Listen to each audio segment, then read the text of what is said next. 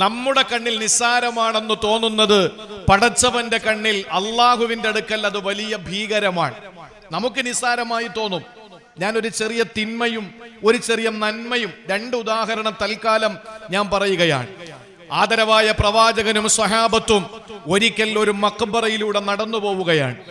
നടന്നു പോകുമ്പോൾ അള്ളാഹുവിന്റെ റസൂൽ സല്ലല്ലാഹു അലൈഹി വസല്ലമ തങ്ങൾ രണ്ട് ഖബറിന്റെ ഇടയിലെത്തിയപ്പോൾ ആ രണ്ട് ഖബറിലേക്ക് ഇശാറത്ത് ചെയ്തുകൊണ്ട് സൂചിപ്പിച്ചുകൊണ്ട് തന്റെ പ്രിയപ്പെട്ട അനുചരന്മാരോട് സഖാക്കളോട് പറഞ്ഞു, എന്റെ പ്രിയപ്പെട്ട സ്വഹാബത്തെ, ഈ രണ്ട് ഖബറിൽ കിടക്കുന്ന ആളുകൾ ശിക്ഷിക്കപ്പെടുകയാണ്. ഇന്നമാ യുഅദ്ദബാനി ഫീ ഖുബൂരിഹിമാ, ഈ രണ്ട് ഖബറിൽ കിടക്കുന്ന ആളുകൾ ശിക്ഷിക്കപ്പെടുകയാണ്. അത്ഭുതത്തോടെ സഹാബത്ത് നോക്കുമ്പോൾ നബി തങ്ങൾ ഒരു കാര്യം കൂടി പറഞ്ഞു, വമാ യുഅദ്ദബാനി ഫീ കബീരിൻ, ഇവർ വലിയ ഭീകരമായൊരു തിന്മയിൽ ഒരിക്കലും ജീവിച്ചതിന്റെ പേരിലല്ല ശിക്ഷിക്കപ്പെടുന്നത്. ഇവർ ശിക്ഷിക്കപ്പെടുന്നത് ഭീകരമായ ഏതെങ്കിലും ഒരു തിന്മയുടെ പേരിലല്ല, ഭീകരമായ ഏതെങ്കിലും ഒരു തെറ്റ് ചെയ്തതിന്റെ പേരിലല്ല. ഇവർ ശിക്ഷിക്കപ്പെടുന്നത് വമാ യുഅദ്ദബാനി ഫീ കബീരിൻ, ഭീകരമായ ബീഭത്സമായ ഏതെങ്കിലും തിന്മയുടെ പേരിലല്ല ശിക്ഷിക്കപ്പെടുന്നത് എന്ന് പറഞ്ഞു. ഏത് തിന്മയായിരുന്നു ആ രണ്ടു കൂട്ടരും ചെയ്തിരുന്നത്? നമുക്കറിയുന്ന കാര്യമാണ്. ഒരാൾ മൂത്രവിസർജനം നടത്തിയാൽ അവസാനത്തെ തുള്ളിയും അദ്ദേഹത്തിന്റെ ശരീരഭാഗത്ത് നിന്ന് മാറുന്നതിന് മുമ്പ് അദ്ദേഹം എഴുന്നേറ്റ് പോകുന്ന ഒരു സ്വഭാവക്കാരനായിരുന്നു ഒരാൾ. അയാൾ മൂത്രമൊഴിച്ചാൽ കൃത്യമായിട്ട് മൂത്രത്തിന്റെ അവസാനത്തെ തുള്ളിയും ശരീരത്തിൽ നിന്ന് ഇറ്റുപോകുന്നതിന് മുമ്പ് എഴുന്നേറ്റ് പോകുന്ന ആളായിരുന്നു. അയാളുടെ ജീവിതം ആലോചിച്ചു നോക്കൂ. പള്ളിയിൽ വരുന്നത് മാലിന്യവുമായിട്ടാണ്, അയാൾ യാത്ര ചെയ്യുന്നത് മാലിന്യവുമായിട്ടാണ്, അയാൾ നിസ്കരിക്കുന്നത് അശുദ്ധിയോടെയാണ്. അയാളുടെ ജീവിതത്തിൽ അയാൾ ചെയ്ത തിന്മ ഇത്ര മാത്രമാണ്. മൂത്രത്തിന്റെ വിഷയത്തിൽ അദ്ദേഹം ശ്രദ്ധിക്കുമായിരുന്നില്ല. രണ്ടാമത്തേതോ, അത് ഏഷണി പറഞ്ഞ് നടക്കുന്ന ആളാണ്. തെരഞ്ഞെടുപ്പാ വരുന്നത്, തദ്ദേശ സ്വയംഭരണ തെരഞ്ഞെടുപ്പായതുകൊണ്ട് പടച്ചവൻ കണ്ണടയ്ക്കുമെന്ന് നമ്മൾ കരുതണ്ട. നിയമസഭയിലെയോ ലോക്സഭയിലെയോ തെരഞ്ഞെടുപ്പാകുമ്പോൾ, അതല്ലെങ്കിൽ മഹല്ല് ഭരണസമിതി പരിപാലന സമിതി എന്ന ഉന്നതമായ ഭയപ്പെടേണ്ട ഒരു വിഷയമാകുമ്പോൾ, ആ വിഷയത്തിൽ നമ്മൾ ഒരു പ്രചരണം നടത്തുമ്പോഴും ഇതൊക്കെ അള്ളാഹു കണ്ണടയ്ക്കുമെന്ന് കരുതണ്ട. എന്റെ പ്രിയപ്പെട്ടവരെ, ഏഷണി പറയുന്ന നമ്മളൊക്കെ അറിയാതെയോ അറിഞ്ഞുകൊണ്ടോ ചെയ്തു പോകുന്ന ഒരു തിന്മയുടെ പേരിലാണ് അടുത്ത ഖബറാളി ശിക്ഷിക്കപ്പെടുന്നത്. നബി തങ്ങൾ എന്താ പറഞ്ഞത്? വമാ യുഅദ്ദബാനി ഫീ കബീർ, വലിയ പാപത്തിന്റെ പേരിലൊന്നുമല്ല ഇവർ ശിക്ഷിക്കപ്പെടുന്നത്. എന്തിനാ അങ്ങനെ പറഞ്ഞത്? നിങ്ങളുടെ കണ്ണിൽ അത് വലുതായിട്ട് നിങ്ങൾ കണ്ടിട്ടില്ല. മനുഷ്യർ അത് വലിയ ഒരു തിന്മയായി കാണുന്നില്ല. ആളുകൾ പറയാത്തത് അപ്പുറത്ത് ചെന്ന് പറഞ്ഞു എന്ന് പറഞ്ഞ് അവിടത്തെ കാര്യം ഇവിടെ പറഞ്ഞ് ഇവിടത്തെ കാര്യം അവിടെ പറഞ്ഞ് ഏഷണി പരത്തുന്ന ഏറ്റവും വലിയ വൃത്തിഹീനമായ മ്ലേച്ഛമായ സ്വഭാവം അതൊരു ഭീകരമാണ് എന്നാരും മനസ്സിലാക്കാറില്ല. പക്ഷെ അള്ളാഹുവിന്റെ മുമ്പിൽ അത് ഭീകരമാണ്. മൂത്രത്തിന്റെ വിഷയത്തിൽ നമ്മൾ നിസാരമാണ്, ഓടുന്നു. പള്ളികളൊക്കെ ഇപ്പൊ അങ്ങനത്തെ സംവിധാനങ്ങളാണ്. പള്ളികളൊക്കെ ജൂതായുസം കടന്നുകൂടിയിരിക്കാൻ.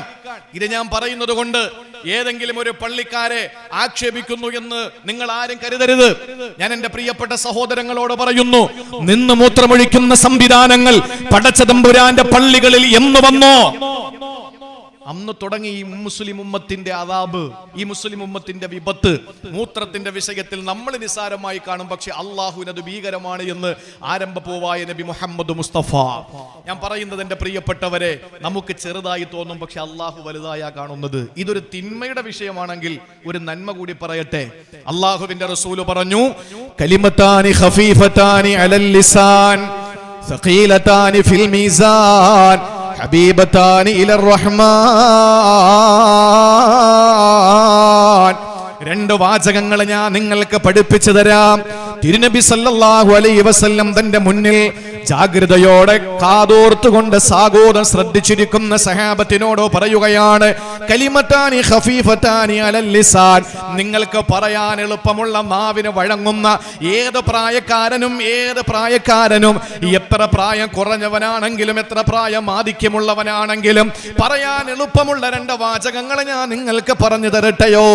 അത് നിങ്ങൾക്ക് പറയാൻ എളുപ്പമാണ്, നിങ്ങളുടെ നാവുകൾക്ക് എളുപ്പമാണെന്ന് കരുതിയിട്ട് പടച്ചവന്റെ മുമ്പിൽ വലിപ്പമില്ലെന്ന് കരുതല്ലേ. ഹബീബത്താനി ഇലർ റഹ്മാൻ,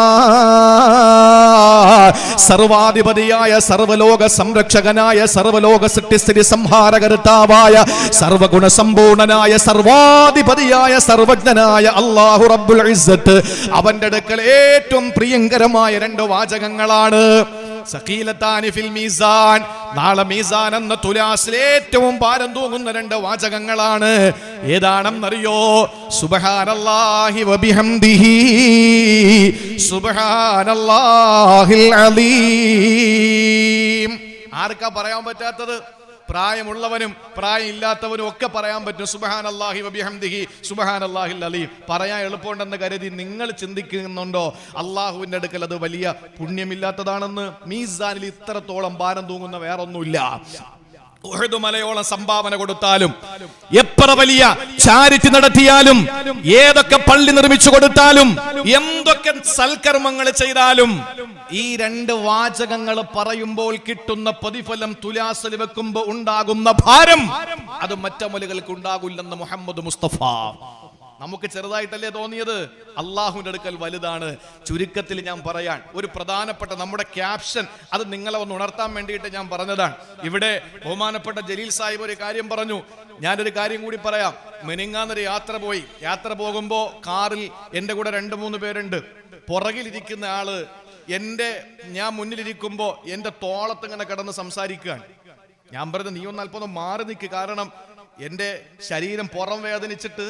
ഞാൻ പറഞ്ഞു, നീ ഒന്ന് അവിടെ ഇരിക്കി. അദ്ദേഹത്തിന് രഹസ്യം പറയാനും സംസാരിക്കാനും കുശലം പറയാനും ഒക്കെ അദ്ദേഹം പുറകിലിരുന്നിട്ട് മുന്നിലിരിക്കുന്ന എൻ്റെ തോളത്ത് ഇങ്ങനെ വീണ് കിടക്കുക. അങ്ങനെ 3 പേരുണ്ട്. ഞങ്ങൾ യാത്ര ചെയ്തിട്ട് ഒരു പള്ളിയിൽ നിസ്കരിക്കാൻ വേണ്ടി ഇറങ്ങി. ഞാൻ നമസ്കാരത്തിനു വേണ്ടി ഒളു ചെയ്ത് വരുമ്പോൾ എൻ്റെ കൂടെ ഉണ്ടായിരുന്ന 2 സഹയാത്രികർ നിസ്കരിക്കാൻ വേണ്ടി കൈകെട്ടിയിരിക്കുക. കസറിന്റെ വഴിദൂരമുണ്ട്. ഒരാൾ തെക്ക് നിൽക്കുന്നു, ഒരാൾ വടക്ക് നിൽക്കുന്നു. ഞങ്ങളൊരു വണ്ടിയിലാണ് വന്നത്. നമ്മൾ ആലോചിക്കണം, ഒരുമിച്ചിരുന്ന് കെട്ടിപ്പിടിച്ചിരുന്ന് തോളത്ത് തൂങ്ങിക്കിടന്ന് സംസാരിക്കുന്നവനും മാളിലും തിയേറ്ററിലും സെക്രട്ടേറിയറ്റിന്റെ മുമ്പിലും കവലകളിലും എവിടെയും അവർ ഒരുമിച്ച് നിൽക്കുന്നു. പക്ഷേ അള്ളാഹുവിന്റെ പള്ളിയിൽ കയറുമ്പോൾ മാത്രം ഒരുത്തൻ തെക്ക്, മറ്റൊരുത്തൻ വടക്ക്. എന്താ? മുസ്ലിം കൊറോണയാണോ ഉള്ളത്? എന്ത് കൊറോണയായത്? ഞാൻ ആ ഭാഗത്തെ പറ്റി പറഞ്ഞാൽ പല പ്രശ്നങ്ങളിലേക്ക് പോകാൻ സാധ്യതയുള്ളത് കൊണ്ട് തൽക്കാലം ഞാൻ പറയുന്നില്ല. എൻ്റെ ജുമഅക്ക് ഞാൻ സാധാരണ പള്ളിയിൽ പറയാറുണ്ട്. അവിടെ പിന്നെ പ്രശ്നമൊന്നും ഉണ്ടാവില്ല. ഞാൻ എൻ്റെ പ്രിയപ്പെട്ട സഹോദരങ്ങളോട് പറയാൻ വളരെ വസ്തുനിഷ്ഠമായി ഞാൻ എൻ്റെ ക്യാപ്ഷനിലേക്ക് മടങ്ങി വരികയാണ്. ആർക്കാണ് ഇസ്സത്തുള്ളത്? ഒരു കാര്യം നിങ്ങൾ ഓർമ്മിക്കുക. ഞാൻ വളരെ ചുരുങ്ങിയ വാക്കുകളിൽ ഇനിയും എനിക്ക് ശേഷം പ്രഭാഷകർ പ്രസംഗിക്കാനുള്ളത് കൊണ്ട് ഞാൻ വിശാലമായി പറയുന്നില്ല. ഞാൻ എൻ്റെ പ്രിയപ്പെട്ട സഹോദരങ്ങളോട് പറയുന്നു, അല്ലാഹു തആല അഭിമാനത്തോടെ ഏതൊരു മനുഷ്യന്റെ കയ്യിൽ ഏറ്റവും വലിയ അഭിമാനത്തെ കൈമാറിയിട്ടുണ്ടോ, അത് സമ്പത്തല്ല, സന്താനങ്ങളല്ല, സംവിധാനങ്ങളല്ല, അവനുള്ള സൗകര്യങ്ങളൊന്നുമല്ല. ലോകത്തെ ഏറ്റവും വലിയ അഭിമാനമായി അല്ലാഹു നമുക്ക് നൽകിയത് പരിശുദ്ധമായ ഹിദായത്താണ്, ഇസ്ലാമാണ്, ഈമാനാണ്.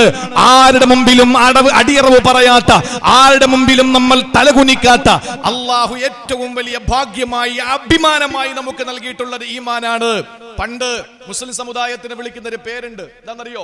ഇപ്പോഴത് പറഞ്ഞാൽ നമുക്കതൊരു മോശമായിട്ട് തോന്നും. എൻ്റെ വ്യക്തിപരമായിട്ടുള്ള അഭിപ്രായം, അങ്ങനെ വ്യക്തിപരമായി ഞാനൊരു അഭിപ്രായം പറയുകയാണ്. എനിക്ക് മുഖ്യപ്രഭാഷണം എന്ന വിഷയത്തിൽ സ്വാതന്ത്ര്യമുള്ളത് കൊണ്ട് ഞാൻ പറയാണ്, നമ്മളെയൊക്കെ ആക്ഷേപിക്കാറുള്ളൊരു പേരുണ്ട്. ആ പേര് കേൾക്കുമ്പോൾ നമുക്കൊരു ഹാലളക്ക ഇനി ഉണ്ടാകണ്ട. നമ്മളെ വിളിക്കുന്നൊരു പേര് മേത്തന്മാരെന്നാണ്, അല്ലേ? എന്താ മേത്തന്മാരെന്ന് പറഞ്ഞാൽ? ഖുർആനിന്റെ പദാനുപദമാണത്. എന്തിന് നമ്മൾ പേടിക്കണം? മേത്തന്മാരെന്ന് വിളിച്ചാൽ ധൈര്യമായിട്ട് സപ്പോർട്ട് ചെയ്തോ. മേത്തന്മാരെന്ന് പറഞ്ഞാൽ മേൽത്തരക്കാരെന്നാണ്. ഇതാരാ പറഞ്ഞത്? ഏതെങ്കിലും 4 കിടക്കാരനോ അല്ലെങ്കിൽ 3 കിടക്കാരനോ അല്ലെങ്കിൽ കൂലി വാങ്ങിയിട്ട് 4 കൂലി വാങ്ങിയിട്ട് തെരുവിൽ പ്രസംഗിക്കുന്ന ആരെങ്കിലും പറഞ്ഞതല്ല ഇത്. ഇത് പറഞ്ഞത് പരിശുദ്ധമായ ഖുർആനിലൂടെ അല്ലാഹുവാണ്. അൻതുമുൽ അലവൂൻ, നിങ്ങളാണ് ഉന്നതിയിലെത്തിയവർ, മേൽത്തരക്കാർ നിങ്ങളാണ് മേൽത്തരക്കാർ.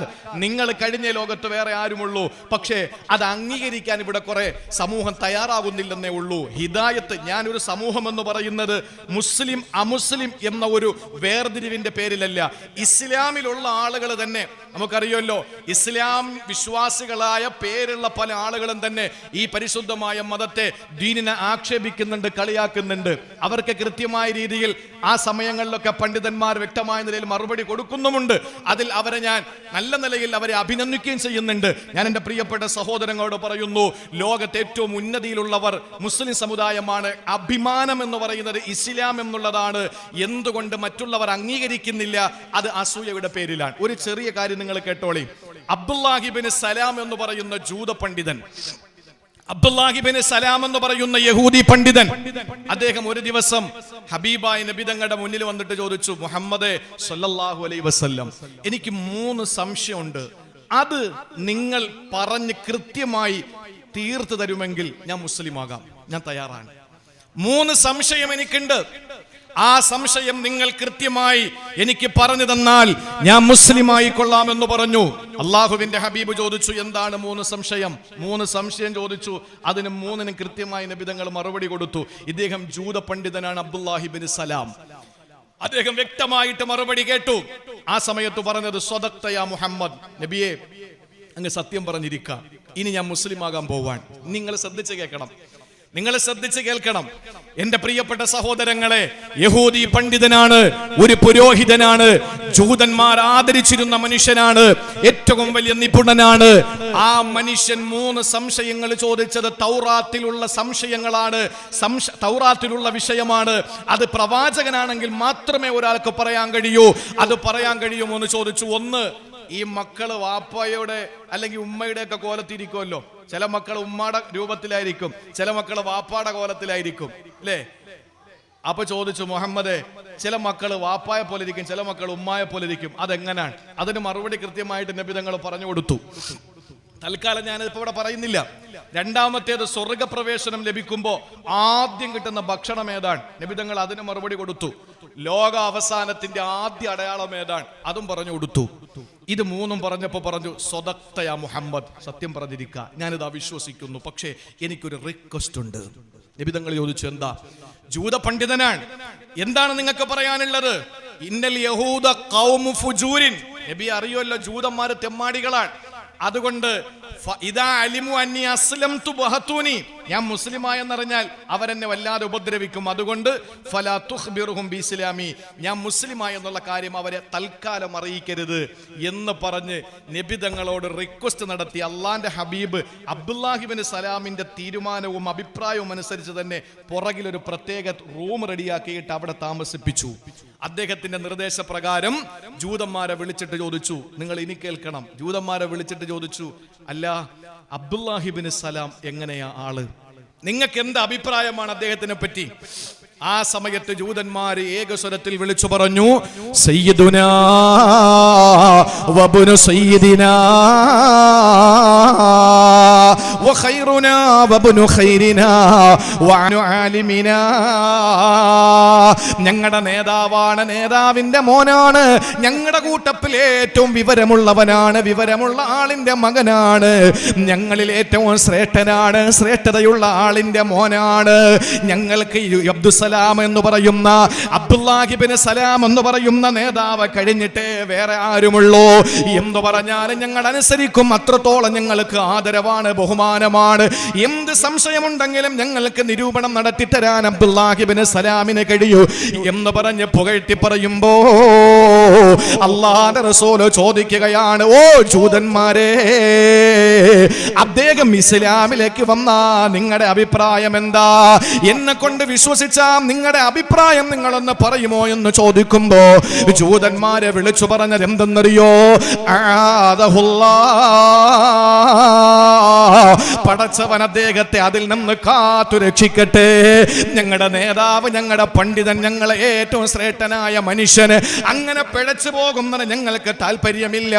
അതുകൊണ്ട് പടച്ചവൻ അദ്ദേഹത്തെ കാത്തോളട്ടെ എന്ന് പറഞ്ഞുകൊണ്ട് പ്രാർത്ഥിക്കുമ്പോൾ സഹോദരങ്ങളെ, പിന്നിൽ നബിതങ്ങൾ നിർത്തിയിരുന്ന അബ്ദുല്ലാഹി ഇബ്നു സലാം അവിടെ നിന്ന് കറക്റ്റ് മാറ്റിയിട്ട് അള്ളാന്റെ ഹബീബിന്റെ മുന്നിലേക്ക് ഇറങ്ങി വരികയാ. മുന്നിലെ തടിച്ചുകൂടിയ ജൂത സമൂഹത്തിന്റെ മുമ്പിലേക്ക് ഇറങ്ങി വരികയാ.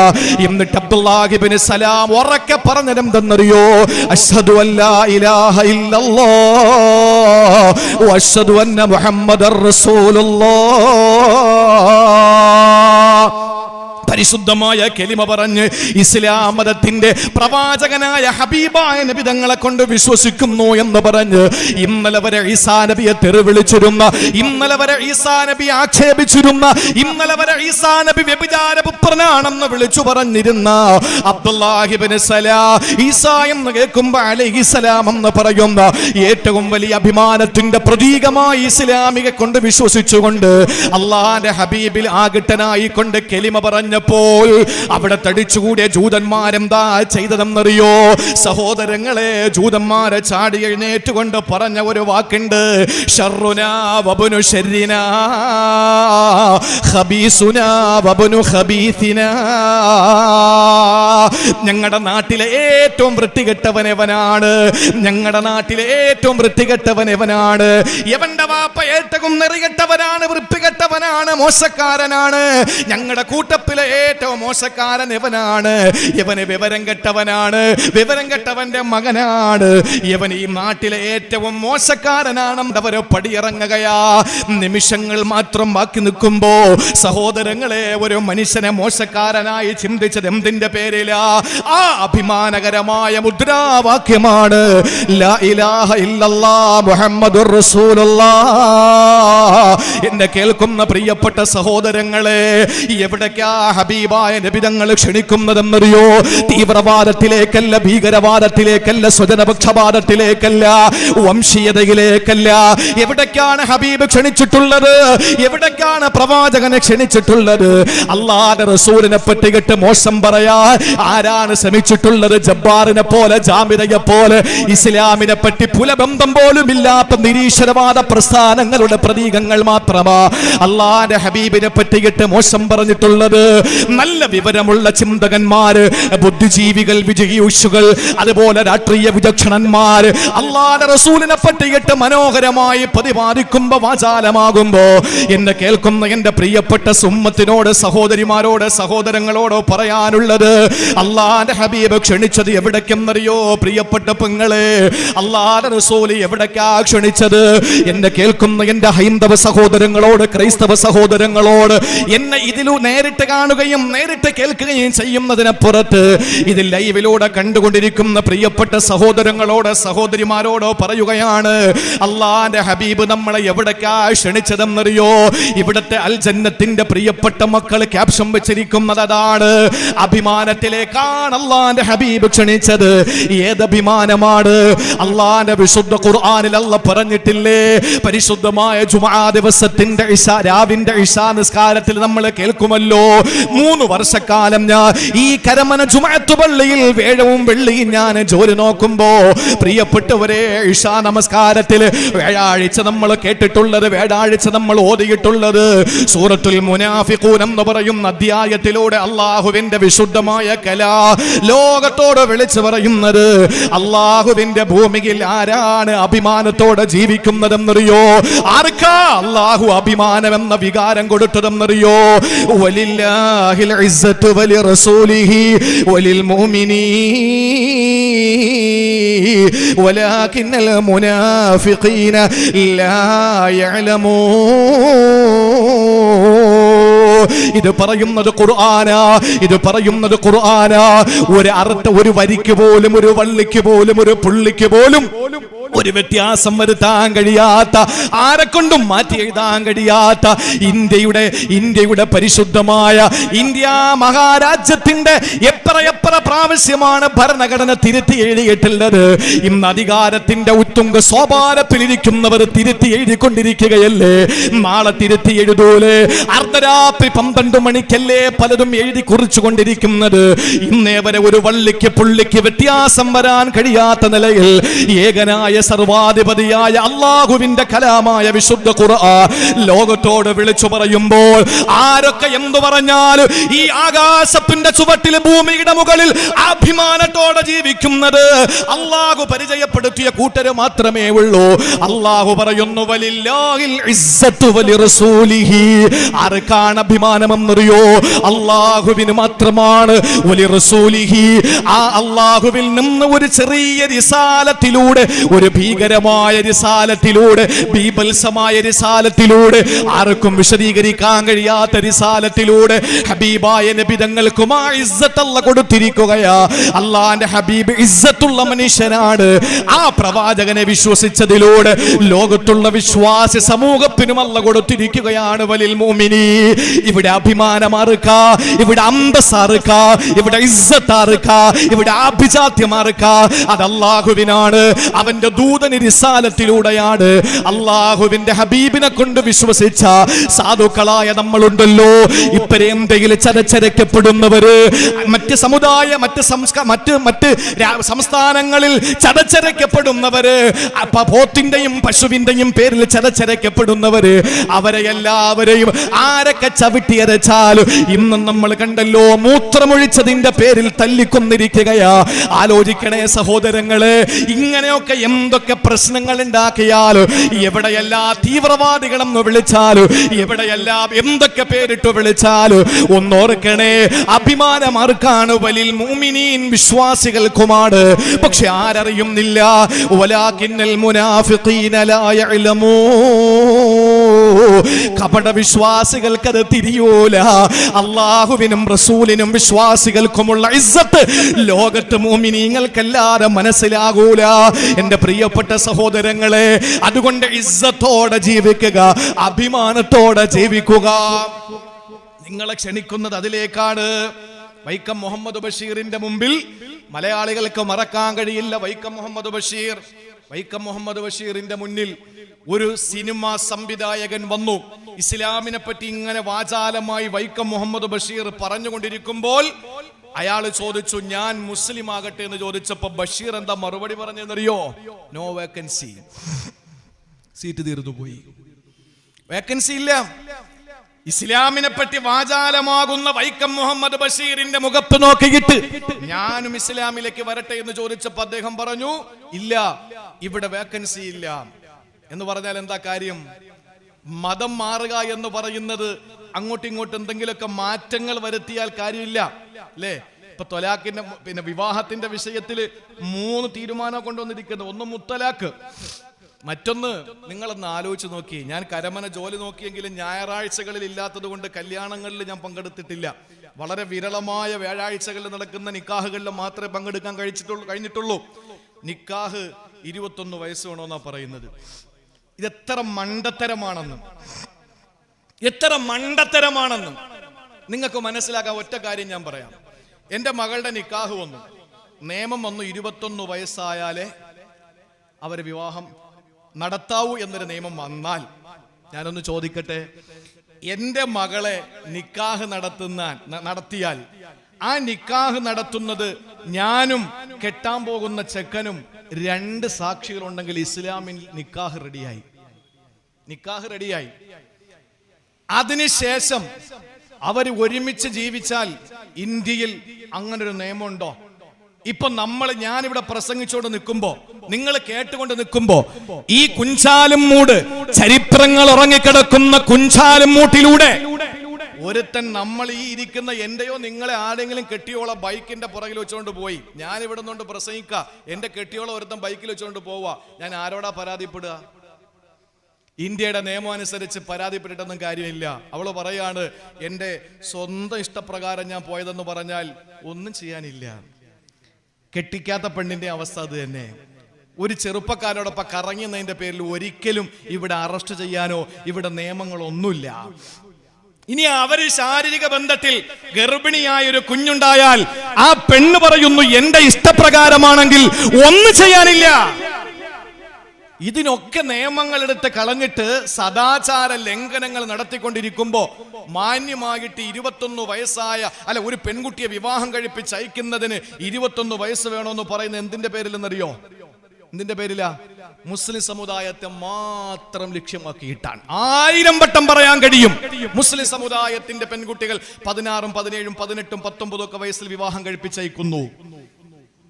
നമ്മുടെ മറ്റ് സമുദായത്തിലുള്ള സഹോദരങ്ങളുടെ മക്കളെയോ, അവർ ഇപ്പോഴും എൻ്റെ ഭാര്യയുടെ കൂടെ പഠിച്ച ഒരു പെണ്ണ്, ആ പെണ്ണിന്റെ കല്യാണം കഴിഞ്ഞ ആഴ്ച ആയിരുന്നു. മറ്റ് സമുദായത്തിലുള്ളവർക്ക് പ്രായം ഒരുപാട് കഴിഞ്ഞിട്ടാണ് അവരുടെ വിവാഹം നടക്കുക. നേരത്തെ നടത്തുക അല്ലെങ്കിൽ പിന്നെ പ്രായം കഴിഞ്ഞിട്ട് നടത്തിയാലും അവർക്ക് നിയമങ്ങളോ മറ്റു കാര്യങ്ങളോ ഒന്നുമില്ല. നിങ്ങൾ ആലോചിച്ച് നോക്കുക, ഇതാകെ കൊണ്ടുവന്നിട്ടുള്ള നിയമം എന്ന് പറയുന്നത് മുസ്ലിം സമുദായത്തിന് അവർക്ക് എതിരായിട്ടുള്ള നിയമങ്ങളാണ്. നമ്മൾ ആലോചിക്കണം, ഒരുപാട് വിഷയങ്ങളുണ്ട് ഇലക്ഷനുമായി ബന്ധപ്പെട്ടതായതുകൊണ്ട്, ഇലക്ഷൻ ടൈം ആയതുകൊണ്ട് അതിനെപ്പറ്റി പറയുന്നത് ഭൂഷണമല്ല. ഞാൻ എൻ്റെ പ്രിയപ്പെട്ട സഹോദരങ്ങളോട് പറയുന്നു, ആരൊക്കെ എത്ര തലകുത്തി മറിഞ്ഞാലും എന്തൊക്കെ പറഞ്ഞാലും എൻ്റെ പ്രിയപ്പെട്ട സഹോദരങ്ങളെ, അഭിമാനം നമുക്ക് അള്ളാഹു തന്നത് ഈമാൻ എന്ന അഭിമാനം, അത് കളയാതെ നമ്മൾ സൂക്ഷിക്കണം. അത് കളയരുത്. ഞാൻ കഴിഞ്ഞ വെള്ളിയാഴ്ചയും പറഞ്ഞു, കോവിഡ് അള്ളാഹു തന്ന ഒരു നിഅമത്തായിട്ടാണ് ഞാൻ മനസ്സിലാക്കുക. എന്തായിരുന്നു കല്യാണം? മുസ്ലിം സമുദായത്തിന്റെ കല്യാണം എന്തായിരുന്നു? ആർഭാടമായിരുന്നില്ലേ? പുതിയ പെണ്ണിനെയും പുതിയ ആപ്പിളയും മാന്യമായിട്ട് ഏറ്റവും കൂടുതൽ ശ്രദ്ധേയമാകുന്നത് അവരാണ്. ഒരു വിവാഹത്തിൽ ഭാര്യയും ഭർത്താവുമാണ്. പെണ്ണുങ്ങളെ പോയാൽ പുതിയ പെണ്ണിനെ കണ്ടോ, ബിരിയാണി തിന്നോ എന്നൊന്നും ചോദിക്കൂല. പെണ്ണെങ്ങനെ ഉണ്ട്, ആണുങ്ങളാണെങ്കിൽ ചെക്കൻ എങ്ങനെ ഉണ്ട്, ഇതൊക്കെ ചോദിക്കുന്നത്. ആ ദിവസത്തിന്റെ ഏറ്റവും പ്രധാനപ്പെട്ട ആളുകൾ അവർ രണ്ടുമാണ്. അവരെ JCBയിൽ കൊണ്ടുവരിക, ടിപ്പറിൽ കയറ്റി കൊണ്ടുവരിക, ഈ അറബാനയിൽ കൊണ്ടുവരിക, കറിച്ചട്ടിയിൽ ആഹാരം കൊടുക്കുക. എന്തൊക്കെ വിരോധാഭാസങ്ങളായിരുന്നു. ആദ്യ രാത്രി അവളുടെ വീട്ടിൽ പോയിട്ട് മങ്കൂസ് മൗലിദ് ഓതുക. ജീവിതത്തിൽ വാപ്പ മരിച്ചിട്ട് യാസീൻ ഓതാത്ത മക്കളാണ്. അവന് ആദ്യ രാത്രി പെണ്ണിന്റെ വീട്ടിൽ പോയിട്ട് മങ്കൂസ് മൗലിദ് ഓതുക. എന്താ കാര്യം എന്നറിയോ? എന്താ കാര്യം? നാളെ ഇനി ഇത് ക്ലിപ്പാക്കണ്ട, മങ്കൂസ് മൗലിദിനെ എതിർത്തുന്നത്. ഞാൻ പറയുന്നത് എന്താന്ന് ശ്രദ്ധിച്ച് കേൾക്കണം. മങ്കൂസ് മൗലിദ് ഓതുക, കാരണം അവനും അവളും ഉറങ്ങരുത്, കിടക്കരുത്.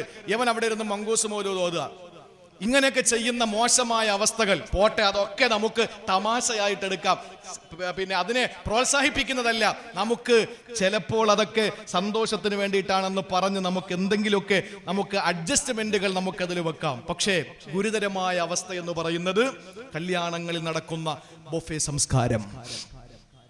സംസ്കാരം. ഇരുന്ന് വലത്ത് കൈകൊണ്ട് ഭക്ഷണം കഴിക്കുന്നത് അള്ളാഹു നമുക്ക് മാത്രം തന്നിട്ടുള്ള, നമുക്കെന്ന് പറഞ്ഞാൽ മനുഷ്യർക്ക് മാത്രം തന്നിട്ടുള്ള പ്രത്യേകതയാണ്. ഇന്ന് വലിയ വലിയ കല്യാണങ്ങൾ, ആർക്കും വിഷമം തോന്നരുത്, തോന്നിയാലും എനിക്കൊന്നുമില്ല. ഞാൻ പറയാണ്, വലിയ വലിയ ആർഭാട കല്യാണങ്ങളിൽ പണത്തിന്റെ കൊഴുപ്പ് കൂടുമ്പോൾ ബൊഫേ സംസ്കാരം വെച്ചിട്ട് കാളകളെ പോലെ നടന്നു തിന്നുന്ന വൃത്തികെട്ട മ്ലേച്ഛമായ സംസ്കാരം, ആർഭാടം, ഇതൊക്കെ കാട്ടിക്കൂട്ടി അള്ളാഹുവിന്റെ ഇടപെടലുണ്ടായി. ഇപ്പൊ എന്താ സംഭവിച്ചത്? 10 പേര് 20 പേര് മാത്രം കല്യാണത്തിന്. അൽഹംദുലില്ലാ, കല്യാണം ചുരുക്കി, വീഡിയോ ഇല്ല, ഒന്നുമില്ല. ഇപ്പൊ എങ്ങനെയെങ്കിലൊക്കെ 4 സൈഡും ആളുകൾ പകുതി അകത്തും ബാക്കി പകുതി പുറത്തുവാ. ബാക്കി പുറത്തിരിക്കുന്നത് പോലീസ് വന്ന് നോക്കിയിട്ടാണ്. പേടിച്ച് നിക്കാഹ് നടത്തി എങ്ങനെയൊക്കെ ഭക്ഷണം കഴിച്ചിട്ട് തടി സലാമത്താക്കുന്നു. അള്ളാഹുവിനെ പേടിച്ചില്ലെങ്കിൽ അള്ളാഹു നമ്മളെ മറ്റുള്ളവരെ കൊണ്ട് ഭയപ്പെടുത്തും. അതിന്റെ ഒരു ചെറിയ ടെസ്റ്റാണ് ഇത്. പൂർണ്ണമായിട്ടില്ല, ഇതൊരു ടെസ്റ്റ് മാത്രമാണ്. അള്ളാഹു നമ്മളെ കാത്തുരക്ഷിക്കട്ടെ. അതുകൊണ്ട് പ്രിയപ്പെട്ട സഹോദരങ്ങളെ, ഞാൻ അവസാനിപ്പിക്കുന്നതിന് മുമ്പായി വളരെ പ്രധാനപ്പെട്ട ഒരു കാര്യം കൂടി പറയാണ്. അഭിമാനം അത് അള്ളാഹു നമുക്ക് നൽകിയിട്ടുള്ളതാണ്. ആ അഭിമാനത്തിലേക്കാണ് അള്ളാഹു നമ്മളെ ക്ഷണിക്കുന്നത്. ഒരിക്കലും അള്ളാന്റെ ഹബീബ് സല്ലല്ലാഹു അലൈഹി വസല്ലമ തങ്ങൾ മോശമായ ഒരു സ്വഭാവ വൈകൃതത്തിലേക്ക് ഇന്ന് വരെ ആരും ക്ഷണിച്ചിട്ടില്ല. അഭിമാനത്തിലേക്കാണ് നമ്മളെ ക്ഷണിക്കുന്നത്. പോകാൻ നമ്മൾ തയ്യാറാകണം. അള്ളാഹു അതിന് തൗഫീക്ക് നൽകി അനുഗ്രഹിക്കുമാറാവട്ടെ. അള്ളാഹു നമുക്കതിന് തൗഫീക്ക് നൽകി അനുഗ്രഹിക്കുമാറാവട്ടെ. എൻ്റെ സഹോദരിമാർക്ക് വേണ്ടി ഒരിക്കലും നിങ്ങൾക്ക് അള്ളാഹു തന്ന അഭിമാനം, ആ ഇസ്സത്ത് ഒരിക്കലും നിങ്ങളെ കളഞ്ഞു കുളിക്കരുത്. അതിന് ഏറ്റവും നല്ല ഒരു മാതൃകാ വനിതയെ നിങ്ങൾക്ക് ഞാൻ പരിചയപ്പെടുത്താം. എന്നിട്ട് ഞാൻ അവസാനിപ്പിക്കാം. എൻ്റെ പ്രിയപ്പെട്ടവരെ, ഖാദിസിയ യുദ്ധം നടക്കുകയാണ്. ഖാദിസിയ യുദ്ധം നടക്കുമ്പോൾ അള്ളാഹുവിന്റെ പരിശുദ്ധമായ ദീനിന്റെ രണാങ്കണത്തിലേക്ക് പോരാട്ടത്തിന്റെ പാതയിൽ ഇറങ്ങുന്ന ആ സൈന്യത്തിന്റെ കൂട്ടത്തിൽ ജീവിതത്തിൽ അള്ളാഹു 4 ആൺമക്കളെ കൊടുത്ത ഒരു പെണ്ണുണ്ടായിരുന്നു. അവരുടെ പേര് ഹൻസ എന്നാണ്. ഹൻസ എന്ന് പറയുന്ന ഭർത്താവ് മരിച്ച് വിധവയായി കഴിയുന്ന ആ പ്രിയപ്പെട്ട മഹിളാരത്തിനും തന്റെ 4 ആൺമക്കളെ പിടിച്ചുകൊണ്ട് 4 ആൺമക്കളെയുമായിട്ട് വരുന്നു. വന്നിട്ട് രണാങ്കണത്തിലേക്ക് ഇറങ്ങി നിൽക്കുന്നതിന് മുമ്പായി അള്ളാഹുവിന്റെ മുന്നിലേക്ക് 2 കരങ്ങൾ ഉയർത്തിയിട്ട് പ്രാർത്ഥിച്ചു, പടച്ചവനെ, എനിക്ക് ആകെ ഉള്ളത് 4 ആൺമക്കളാണ്. അതുകൊണ്ട് ഞാൻ ചോദിക്കുന്നു, അല്ലാഹുമ്മ റസുഖുഹും ഷഹാദ, അവർക്ക് നീ രക്തസാക്ഷിത്വം നൽകണം. എനിക്ക് ഇത്ര ആഗ്രഹമുള്ളൂ. അവരെ കൊണ്ട് ഇസ്ലാമിനെ നീ ശക്തിപ്പെടുത്തണം എന്ന് പറഞ്ഞ് ഹൻസ റളിയല്ലാഹു തആല അൻഹ 4 ആൺമക്കളെയുമായിട്ട് ഖാദിസിയ യുദ്ധത്തിന്റെ അങ്കണത്തിലേക്ക് വന്നു. എന്നിട്ട് 4 ആൺമക്കളെ വിളിച്ചിട്ട് പറഞ്ഞു, പൊന്നുമക്കളെ, നിങ്ങൾ പോയി കുളിക്കുക, നിങ്ങൾ പോയി കുളിക്കുക, എന്നിട്ട് നല്ല മണവസ്തു പൂശുക, എന്നിട്ട് നിങ്ങൾ കഫൻ പുടവ അതെടുത്ത് നിങ്ങൾ ധരിക്കുക. കഫൻ പുടവ ധരിക്കുക, ഒരു മുണ്ടുടുക്കുക, ഒരു മുണ്ട് പുതച്ച് കഫൻ പുടവയ്ക്ക് ആവശ്യമായത് നിങ്ങളുടെ ശരീരത്തിൽ അണിയുക. എന്നിട്ട് രണാങ്കണത്തിലേക്ക് വരാൻ പറഞ്ഞു. ഖൻസർ റളിയല്ലാഹു അൻഹു കാത്തുനിന്നു. 4 ആൺമക്കളും പോയി കുളിച്ച് ഏറ്റവും നല്ല സുഗന്ധം, ഏറ്റവും നല്ല മുന്തിയ സുഗന്ധം പൂശി ആ 4 ആൺമക്കളും രണാങ്കണത്തിലേക്ക് കഫൻ പുടവ ധരിച്ചു കൊണ്ടുവന്നു. ആ സമയത്ത് ആ 4 മക്കളെയും വിളിച്ചിട്ട് ഖൻസർ റളിയല്ലാഹു അൻഹു പറഞ്ഞത്, വെള്ളിയാഴ്ച ജുമയ്ക്ക് പോകാതെ നിൽക്കുന്ന ആ മക്കളോട് കരമനയിലെയും കുഞ്ചാലിമൂട്ടിലെയും സഹോദരിമാര് പറയണം. എന്താ പറയേണ്ടത്? ഇന്നിപ്പോ ഫർള് കിഫായല്ലേ, അതാരെങ്കിലും ഒക്കെ അങ്ങ് ചെയ്തോളും എന്ന് പറയുന്ന ഒരു അവസ്ഥയിലേക്ക് എത്തി. 65 വയസ്സായ ആളുകൾ റോട്ടിൽ ഇങ്ങനെ തെക്ക് വടക്ക് സർവീസാ. എന്താ? പള്ളി കയറിക്കൂടാ. നിങ്ങളെ വീട്ടിലിരിക്കാനാ പറഞ്ഞ, പുറത്തിറങ്ങരുതെന്നാ പറഞ്ഞത്. ഇത് പള്ളിയിൽ മാത്രം അവർക്ക് കയറിക്കൂടാ എന്ന് പറയുന്ന ഒരു അവസ്ഥയിലേക്ക് എത്തി. പുറത്തൊക്കെ ആവാൻ കുഴപ്പമൊന്നുമില്ല, പള്ളിയിൽ മാത്രം പൊക്കൂടാ. ഇത് ആ ഒരു അവസ്ഥയിലേക്ക് കാലമെത്തി. മക്കളൊക്കെ ജുമയ്ക്ക് പോലും പുറത്ത് നിൽക്കുന്ന അവസ്ഥ. പറഞ്ഞു കൊടുക്കണം ഉമ്മമാര്. 4 ആൺമക്കളെയും മുമ്പിൽ നിർത്തിയിട്ട് ഖൻസർ റളിയല്ലാഹു തആല അൻഹു പറഞ്ഞത് എന്തെന്നറിയോ? ഖാദിസിയ രണാങ്കണത്തിലാണ് ഖൻസർ റളിയല്ലാഹു തആല അൻഹു പറയുകയാണ്, വല്ലാഹി മാ ഖിന്ദു അബാക്കും, എന്റെ പൊന്നുമക്കളെ, പടച്ചവനാണ് നിങ്ങളെ വാപ്പാനെ ഞാൻ ചതിച്ചിട്ടില്ല. വല്ലാഹി ഇന്നക്കും അബ്നാഉ റജുലുൻ വാഹിദി, നിങ്ങൾ 4 പേരും ഒരാളുടെ മക്കൾ തന്നെയാണ്. നിങ്ങളെ വാപ്പായെ വഞ്ചിച്ചുകൊണ്ട് ഞാൻ മറ്റൊരുത്തനോടൊപ്പം പോയിട്ടില്ല. എന്റെ ശരീരം മറ്റൊരുത്തരുമായി പങ്കിട്ടെടുത്തിട്ടില്ല. ഞാൻ ഒരിക്കലും നിങ്ങളുടെ വാപ്പാനെ വഞ്ചിച്ചിട്ടില്ല. നിങ്ങളുടെ വാപ്പ മരണപ്പെടുമ്പോ നിങ്ങളെ പൊന്നുപോലെ ഞാൻ വളർത്തിക്കൊണ്ടുവന്നതാണ്.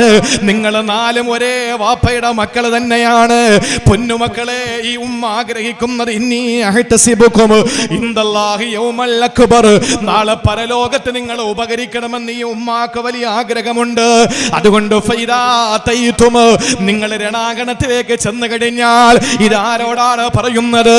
കുളിച്ച് ഏറ്റവും നല്ല മണവസ്തു പൂശിയിട്ട് കഫൻ പുടവ ധരിച്ചു നിൽക്കുന്ന 4 ആൺമക്കളോട് പറയുന്നു, പൊന്നുമക്കളെ, നിങ്ങൾ രണാങ്കണത്തിലേക്ക് ചെല്ലുമ്പോ ഫഖ്ലിസൂ ലാ ഇലാഹ ഇല്ലല്ലാഹ്, ലാ ഇലാഹ ഇല്ലല്ലാഹ് എന്ന അഭിമാനത്തിന്റെ വാചകത്തിന് വേണ്ടി നിഷ്കളങ്കമായി നിങ്ങൾ പോരാടണം മക്കളെ. പോരാട്ടത്തിന്റെ പാതയിൽ നിന്ന് നിങ്ങൾ പിന്തിരിയരുത്.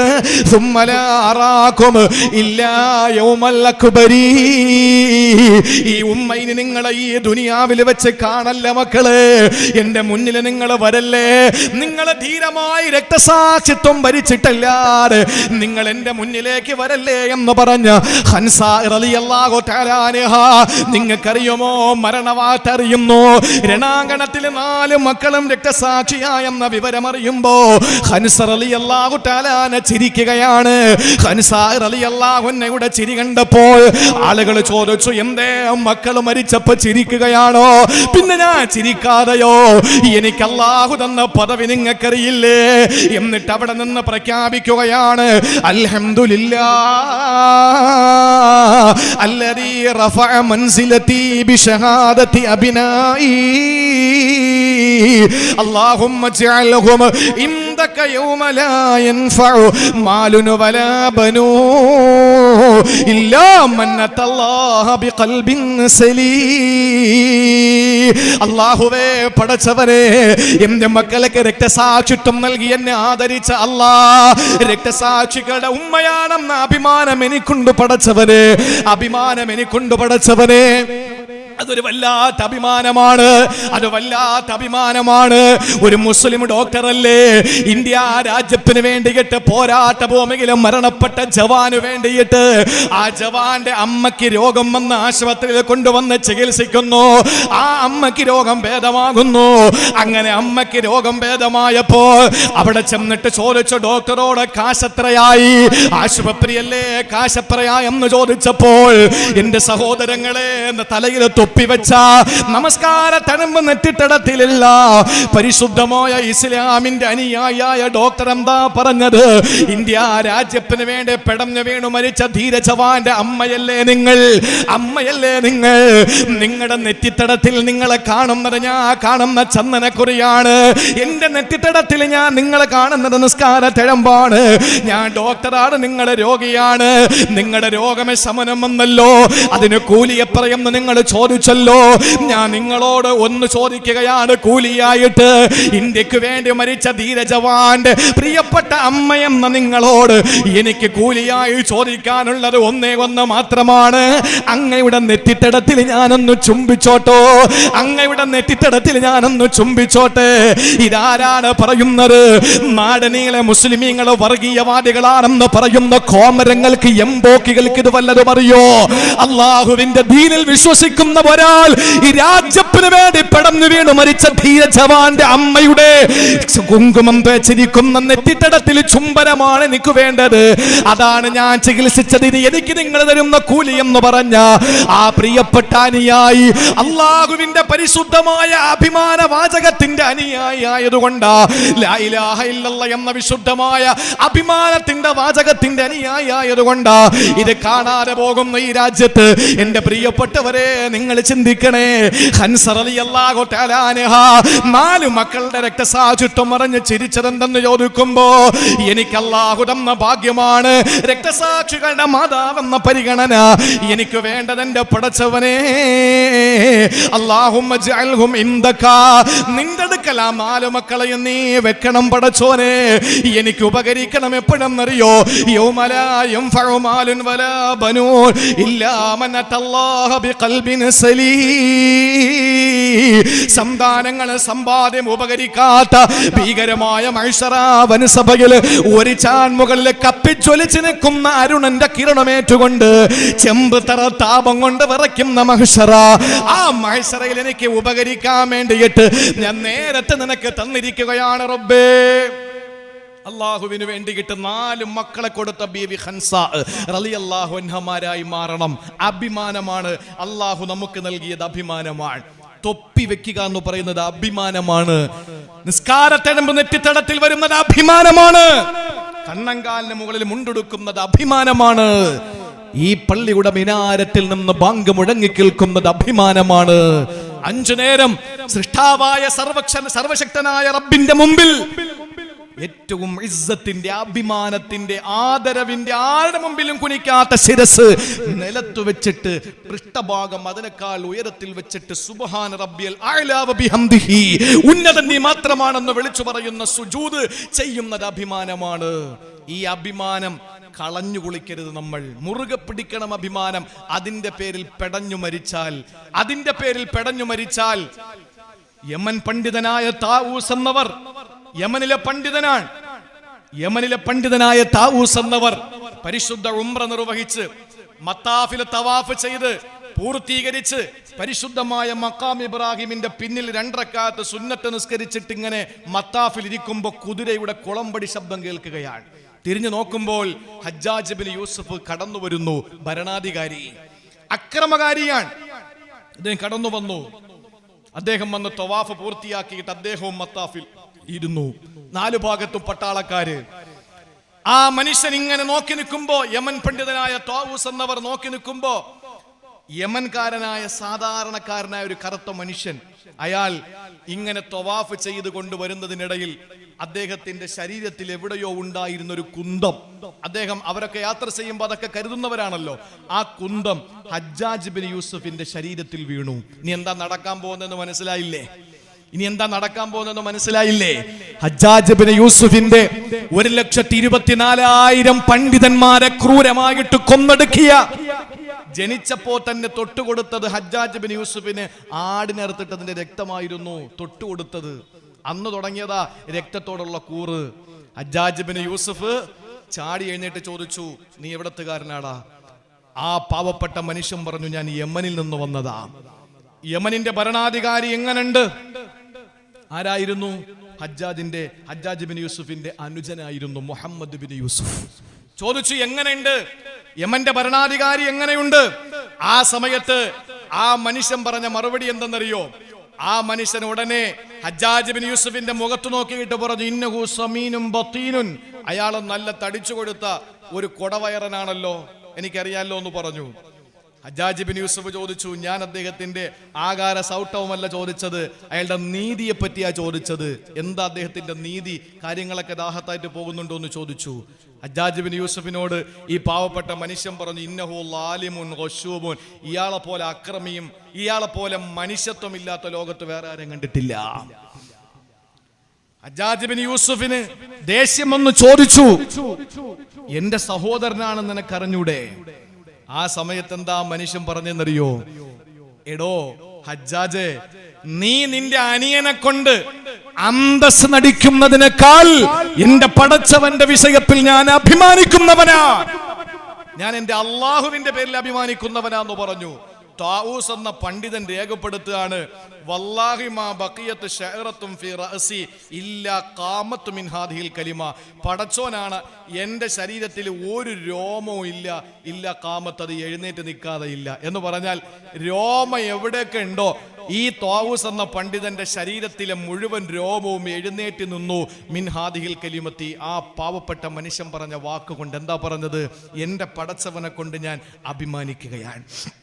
അതുകൊണ്ട് അഷ്റഫുൽ ഖൽഖ് സല്ലല്ലാഹു അലൈഹി വസല്ലമ തങ്ങൾ നമ്മെ ക്ഷണിച്ചത് അഭിമാനത്തിലേക്കാണ്. ആ അഭിമാനം ഒറ്റ ഒരുത്തന്റെ മുമ്പിലും മരിക്കേണ്ടി വന്നാലും പെടഞ്ഞ് മരിക്കേണ്ടി വന്നാലും, നമ്മളെ ഭീകരമായ നിലയിൽ ചുട്ടുകൊല്ലേണ്ടി വന്നാലും, എന്തൊക്കെ ഇവിടെ നിയമങ്ങൾ കൊണ്ടുവന്നാലും, ഏതൊക്കെ രീതിയിൽ നമ്മൾ അടിച്ചമർത്തിയാലും, കത്തിക്കരിച്ച് ചാമ്പലാക്കിയാലും, അറുത്തു മുറിച്ചാലും, ലാ ഇലാഹ ഇല്ലല്ലാഹ് എന്ന ഇസ്സത്തിന്റെ അഭിമാനത്തിന്റെ വാചകത്തിൽ നിന്ന് ഒരു സെന്റിമീറ്റർ പോലും പിന്നോട്ട് പോകാൻ നമ്മൾ തയ്യാറാകരുത്. അവിടേക്കാണ് അള്ളാഹുവിന്റെ റസൂൽ നമ്മെ ക്ഷണിച്ചത്. അതുകൊണ്ട് പ്രിയപ്പെട്ട സഹോദരങ്ങളെ, അഭിമാനത്തോടു കൂടി നിങ്ങൾ നിൽക്കുക. അബൂ മുസ്ലിമുൽ ഖൗലാനി റളിയല്ലാഹു തആല അൻഹു, അബൂ മുസ്ലിമുൽ ഖൗലാനി റളിയല്ലാഹു തആല അൻഹു താബിയായ മനുഷ്യനാണ്. അദ്ദേഹം ഒരു ദിവസം അസ്വദുൽ അനസി എന്ന് പറയുന്ന പ്രവാചകന്റെ കാലഘട്ടത്തിന് ശേഷമുള്ള കള്ളപ്രവാചകന്റെ മുമ്പിൽ വന്നപ്പോ അസ്വദുൽ അനസി ചോദിച്ചു, എടോ നീ എന്നെ കൊണ്ട് വിശ്വസിക്കോ? ഇല്ല. നീ മുഹമ്മദിനെ കൊണ്ട് വിശ്വസിക്കോ? ബി അബി ഹുവ വ ഉമ്മി, എന്റെ വാപ്പയും ഉമ്മക്ക് ഞാൻ അവർ പ്രവാചകനെ ദണ്ണം വച്ചിരിക്കുക, എല്ലാം എന്റെ പ്രവാചകനെ സമർപ്പിച്ചിരിക്കുക, എന്റെ എല്ലാം എന്റെ ഹബീബാണ് എന്ന് പറഞ്ഞപ്പോ പറഞ്ഞു, നിന്നെ അതുല്യമായ നിലയിൽ നിന്നെ ഞാൻ കൊല്ലുമെന്ന് പറഞ്ഞു. നീ എങ്ങനെയാണോ കൊന്നോ, ഞാൻ എന്റെ അള്ളാഹുവിനെയും എന്റെ റസൂലിനെയും മുറുകെ പിടിച്ച് ജീവിക്കുന്നവനാ. ഒരു ഇഞ്ച് പോലും പൊന്നുമോനെ എന്നെ പിന്നോട്ട് മാറ്റി ചിന്തിക്കാൻ നിനക്ക് കഴിയില്ല എന്ന് പറഞ്ഞു. അവസാനം എങ്ങനാ ശിക്ഷിച്ചെന്നറിയോ? ഇബ്രാഹിം നബിയെ ആസറും പരിവാരങ്ങളും നടത്തിയതുപോലെ തീ കൂട്ടിയിട്ട് ആ തീയിലേക്ക് മഹാനായ അബൂ മുസ്ലിമുൽ ഖൗലാനി താബിഈ റളിയല്ലാഹു അൻഹുവിനെ വലിച്ചെറിഞ്ഞു. എന്താ സംഭവിച്ചെന്നറിയോ? ഞാനതാ പറയുന്നത് അഭിമാനത്തോടുകൂടി നമുക്ക് പറയാം, സഹോദരങ്ങളെ, ഒരിക്കലും അസ്വദുൽ അനസി എന്ന കള്ളപ്രവാചകനെ കൊണ്ട് വിശ്വസിക്കില്ല. എനിക്ക് എന്റെ വലുതെന്റെ ഹബീബാണ്, എന്റെ നായകനാണെന്ന് വിളിച്ചു പറഞ്ഞതിന്റെ പേരിൽ തീ കുണ്ടാരമുണ്ടാക്കിയിട്ട് അഗ്നിജ്വാലയിലേക്ക് വലിച്ചെറിഞ്ഞു. അബൂ മുസ്ലിമുൽ ഖൗലാനി താബിഈ റളിയല്ലാഹു തആല അൻഹു ആ തീ കുണ്ടാരത്തിലേക്ക് ചെന്ന് വീണുമ്പോൾ ഇബ്രാഹിം ഖലീൽ റളിയല്ലാഹു തആല അലൈഹിസ്സലാം, മഹാനായ ഖലീലുല്ലാഹി ഇബ്രാഹിം നബി എന്ന മനുഷ്യ നാഗരികതയുടെ പ്രമിതാമഹൻ ആസറിന്റെ മകനായി ജനിച്ച് നമ്രൂദിന്റെ തീക്കുണ്ടാരത്തിലേക്ക് വലിച്ചെറിയപ്പെട്ട ഇബ്രാഹിം നബി ഏത് വാചകമാണോ മൊഴിഞ്ഞത്, ആ തീക്കുണ്ടാരത്തിൽ കിടന്നു പറഞ്ഞു, ഹസ്ബുനല്ലാഹു വ നിഅമൽ വകീൽ, ഞാൻ അല്ലാഹുവിനെല്ലാം പരമേൽപ്പിക്കുന്നു, എനിക്ക് എന്റെ റബ്ബ് മതിയായവനാണെന്ന് പറഞ്ഞപ്പോൾ ഒരു രോമം പോലും കരിയാതെ അബൂ മുസ്ലിമുൽ ഖൗലാനി താബിഈ തങ്ങൾ തിരികെ കയറി വന്നു. ഈ വിവരം മദീനയിൽ മഹാനായ സയ്യിദുനാ ഉമറുൽ ഫാറൂഖ് റളിയല്ലാഹു തആല അൻഹു വിവരമറിയുകയാ. ഉമർ റളിയല്ലാഹു അൻഹു വഴിയിൽ കാത്തുനിന്നു. അബൂ മുസ്ലിമുൽ ഖൗലാനി റളിയല്ലാഹു തആല അൻഹു എന്ന താബിയായ മനുഷ്യനെ കാത്തുനിന്നു. ആ താബിയായ മനുഷ്യൻ മദീനയിൽ എത്തുമ്പോഴേക്കും ഉമർ തങ്ങൾ ഓടിച്ചെന്ന് കെട്ടിപ്പിടിച്ച് നെഞ്ചോട് ചേർത്ത് വെച്ചിട്ട് ചുടുചുംബനങ്ങൾ കൊടുത്തു. നേരെ കൊണ്ടുപോയത് എവിടെയെന്നറിയോ?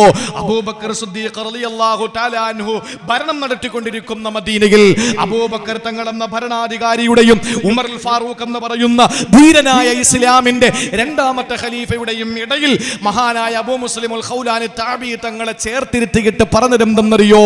അൽഹംദുലില്ലാഹ് അല്ലദീ അറാനാ ഫീ ഉമ്മത്തി മുഹമ്മദിൻ മൻ ഫഅല ബിഹി കമാ ഫഅല ബി ഇബ്രാഹിമിൽ ഖലീൽ.